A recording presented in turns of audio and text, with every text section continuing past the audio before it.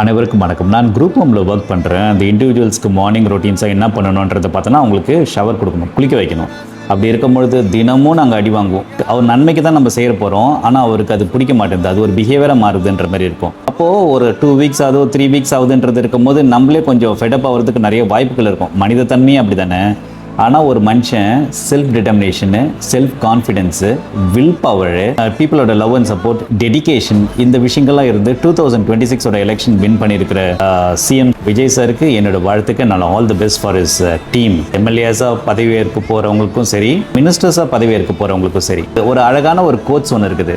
Mastering others is strength and mastering your self is true power என்ற மாதிரி. So Vijay sir, all the best for your team. நான் என் பொழப்பை பார்த்துட்டு போயிடுவேன், அந்த நாட்டுக்கு போகணும், பிழைக்கணுன்ற மாதிரி. நம்ம தமிழ்நாடு நல்லா இருக்கணும் என்ற மாதிரி நீங்கள் 200% மக்கள் நினைக்கிறாங்க. அதனால தான் உங்களை தேர்ந்தெடுத்துருக்காங்கன்ற மாதிரி இருக்குது. நீங்கள் நல்லா சப்போர்ட் பண்ணுவீங்கன்ற எனக்கு ஒரு நம்பிக்கை இருக்குது.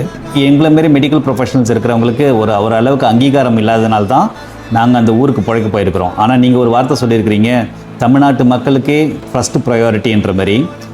கண்டிப்பாக இந்த காலங்கள் மாறி நாங்களும் இங்கே வந்து சேவை செய்கிறதுக்கு நீங்கள் ஒரு பேக் போனாக இருப்பீங்கன்ற ஒரு நம்பிக்கையில் நாங்கள் திரும்பி போகிறோம். All the best once again sir. Thank you so much. நன்றி, வணக்கம்.